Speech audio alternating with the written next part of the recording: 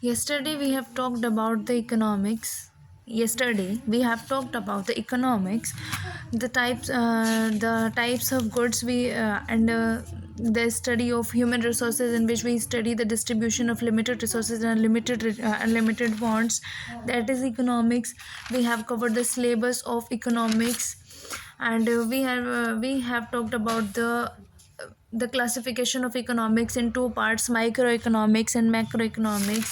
We have also talked about the problems of economics, that is there is a limited resources and we have to utilize that resource to produce. So the main problem is what to produce, how to produce, for whom to produce, and where to produce. So to solve these problems, government decided to keep some amount of resources with them, and remaining are free for the market's control. So there are two types of economic system, that is capitalist economic system and socialistic economic system. First of all, we will talk about the capitalistic economic system, that is also known as the free market or liberal market.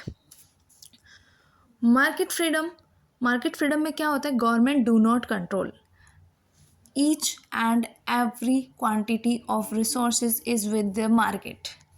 Market knows how to control that resource, how to utilize that resource, and utilisation तो नहीं, exploitation ही होता है market freedom में. Capitalistic economic system, that is also known as capitalist economic system, a capitalist economy system of economy where market is given freedom and profit is the main motive.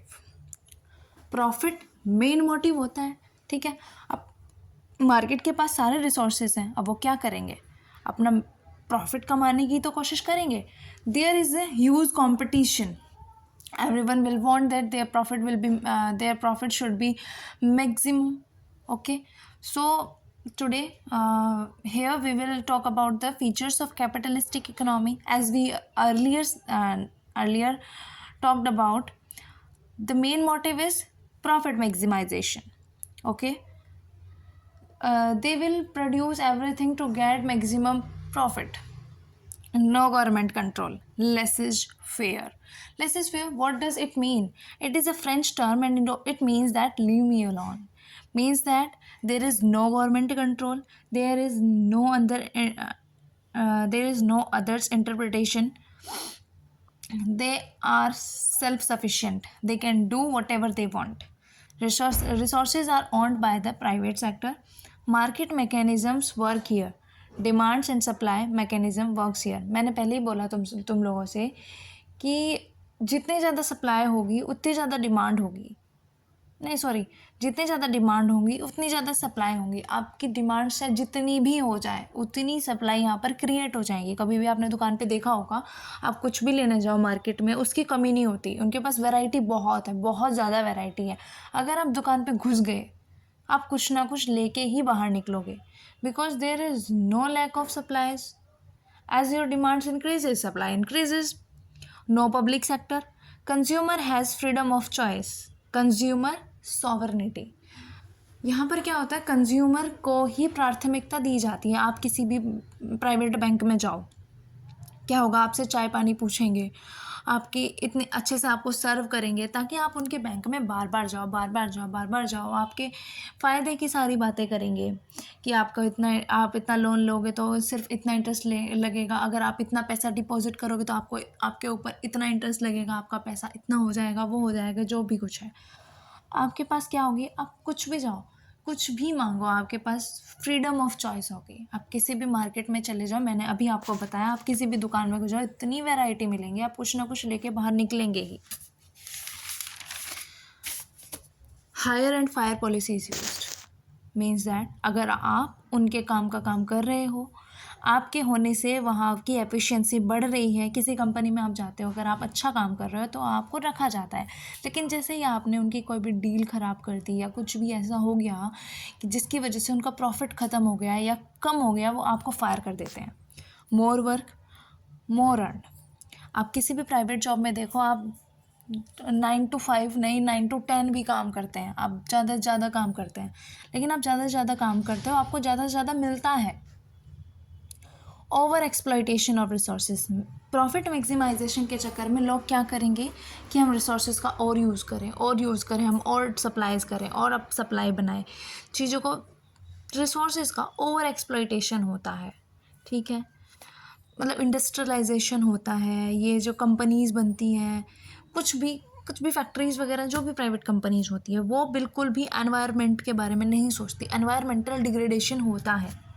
Rich and poor के बीच में एक huge gap होता है, income inequality, जो एक अमीर है वो अमीर ही बनता चला जाता है, जो पुअर है वो पुअर ही बनता चला जाता है, रिच और पुअर के बीच में बहुत ज़्यादा गैप आ जाता है।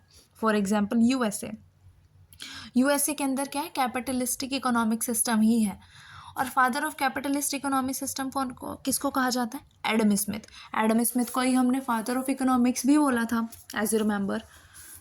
अब हमने इसके फीचर्स तो जान लिए, लेकिन अब इसकी डिसएडवांटेजेस क्या होंगी, डिसएडवांटेजेस भी हमने जानी, hire and fire policy, more work, over exploitation of resources, huge gap between rich and poor. अब इन्हीं डिसएडवांटेजेस को सॉल्व करने के लिए एक व्यक्ति थे, Karl Marx.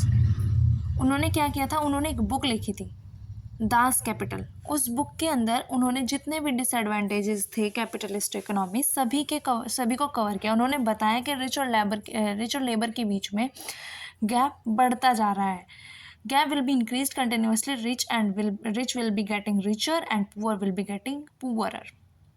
We have covered what is capitalist economic system, the features of capitalist economic system. Now we move on. Socialistic economic system. What is socialist economy? The form of economy where ownership of resources remains with the government and main objective of the government is welfare of the society or social welfare. अभी हमने जाना कि जब market के पास freedom होती है resources की तो ओवर एक्सप्लॉयटेशन होना शुरू हो जाता है, एक कंपटीशन होना शुरू हो जाता है। यहाँ पर क्या होता है, सोशलिस्ट इकोनॉमिक सिस्टम में क्या होता है, सारे रिसोर्सेज का एक्सेस सिर्फ गवर्नमेंट के पास होता है, गवर्नमेंट उसको सोसाइटी के वेलफेयर के लिए यूज़ करती है। तो सोशलिस्टिक इकोनॉमिक सिस्टम का दूसरा नाम क्या है, सोशलिस्ट इकोनॉमी, कमांड इकोनॉमी और प्लान्ड इकोनॉमी, क्योंकि गवर्नमेंट कमांड देगी कि किस किस तरह से रिसोर्सेज का यूज़ करके क्या क्या प्रोड्यूस करना है। गवर्नमेंट ही उन चीज़ों को, उन रिसोर्सेज को प्लान करेगी, कहाँ से कितना कैसे, सब कुछ प्रोडक्शन के बारे में सब का सब डिसाइड करेगी गवर्नमेंट, ठीक है। फीचर्स क्या होता है सोशलिस्ट इकोनॉमिक के, social welfare is the main motive. हमने अभी इसी के डेफिनेशन में पढ़ा कि सोशलिस्टिक इकोनॉमिक सिस्टम क्या होती है, हमने उसके मेन ऑब्जेक्टिव जाना, वेलफेयर ऑफ द सोसाइटी। तो फीचर्स जानते हैं हम क्या है, पहला feature social welfare is the main objective, government control every decision, dominance of public sector. अब गवर्नमेंट कर रही है तो क्या होगा, सोशल वेलफेयर के लिए वो पैसा, उसके जो रेट हैं, वो प्राइसेस हैं, उनको हाई तो नहीं कर सकती, उनको ऐसा ही रखेगी कि पब्लिक सेक्टर उसको एक्सेस कर सके, लोग बाग उसको ले सकें, ठीक है। डोमिनेंस होगा पब्लिक सेक्टर का, दैट इज़ गवर्नमेंट सेक्टर का। Resources are owned by public sector, no private property is allowed, कोई भी प्राइवेट प्रॉपर्टी नहीं अलाउड है। आप अपना बिजनेस नहीं कर सकते, कुछ नहीं कर सकते, आप अपनी खुद की कंपनी नहीं लगा सकते, that is not allowed. Its axis is with the government only, consumer has less freedom of choice. अब यहाँ पर हम मेजर डिफरेंस उसमें क्या था, कैपिटलिस्टिक इकोनॉमी में consumer has freedom of choice, that is consumer sovereignty is at peak, but here consumer has less freedom of choice. यहाँ पर गवर्नमेंट ने कंट्रोल किया है तो वो ज़्यादा रिसोर्सेज को तो यूज़ नहीं करेगी, एक्सप्लॉयटेशन तो करेगी नहीं, इसीलिए लेस फ्रीडम ऑफ चॉइस होगी, आपको जैसा मिल रहा है उसको वैसा लो। जैसे आप एक लोकल ट्रेन में विज़िट करते हैं, जाते हैं, देखते हैं कि उसकी कंडीशन इतनी अच्छी नहीं होती, आप जनरल डब्बे में चले गए तो पता चलेगा कि अगर 500 की सीट है तो उसमें 1000 होंगे, 100 की सीट है तो उसमें 300 होंगे, ऐसे होता है। कुछ लोग तो टिकट्स लेके भी नहीं जाते। हायर एंड की पॉलिसी, अगर आप एक बार सेलेक्ट हो गए then you will be there, अगर आपको उससे निकालना है तो उसके लिए बहुत एक डिफ़िकल्ट प्रोसेस होता है, नहीं होता कोई, है ना। बहुत कम होते हैं जो जिनको फायर किया जाता है। सो हायर एंड की पॉलिसी अगर आप आए तो आप वहीं रहेंगे। और इसके चलते क्या होता है कि लोग काम नहीं करते। अगर आप वहाँ हैं, आपको पता है कि आपको निकाला नहीं जाएगा, तो आप इतने अच्छे से काम नहीं करेंगे, ठीक है। और ना ही आपका मोर वर्क रिवॉर्ड किया जाएगा। आप 9 to 5 करें, 9 to 12 करें, 9 to 11 करें, 9 to 2 करें, कोई फ़ायदा नहीं है। जितना करोगे, जितना है उसका काम, जितने का पैसा दिया जाता है उतना ही मिलेगा। आपका ज़्यादा या कम वर्क रिवॉर्डेड नहीं है। लेस इनोवेशन, अब लेस फ्रीडम ऑफ चॉइस है तो लेस इनोवेशन है। Red tapism, delay in decision pending files. क्या होता है रेड टेपिज्म? क्या होता है, आपकी फाइल्स पे फाइल्स, फाइल्स पे फाइल्स, फाइल्स पे फाइल्स लगी जा रही हैं, कोई भी डिसीजन लिया ही नहीं जा रहा है। Because all decisions are with government has control on every decision. So government do not take action immediately. They delay in decisions. Nepotism and favoritism, क्या होता है, आपका कोई सखा संबंधी है, आप क्या करेंगे, आप सखा संबंधी को बोलेंगे भाई इसका काम पहले कर दो, किसी और का बाद में होगा। So that is nepotism. Favoritism takes place. Corruption, as I already told you that there is hire and keep policy. अगर कोई आया तो नहीं जाएगा, he will corrupt the system. So who took the initiative of socialistic economic system? Who told about the economic system?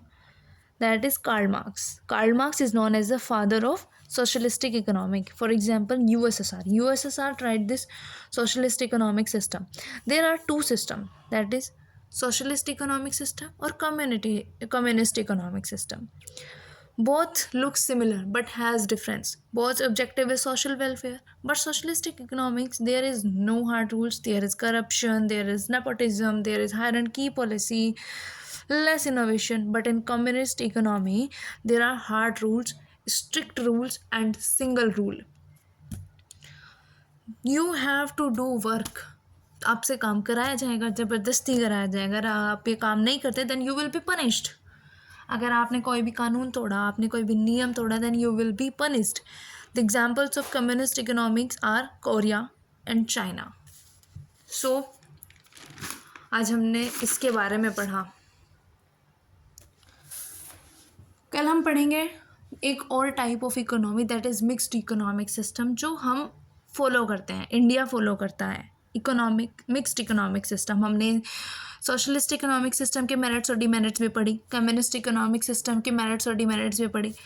अब जो mixed economic system होगा उसमें इन दोनों की डिमेरिट्स हटाई जाएंगी। सोशलिस्ट इकोनॉमिक सिस्टम की अच्छाइयाँ भी ली जाएंगी और कम्युनिस्ट इकोनॉमिक सिस्टम की अच्छाइयाँ भी ली जाएंगी। उन दोनों की मिला करके एक मिक्स्ड इकोनॉमिक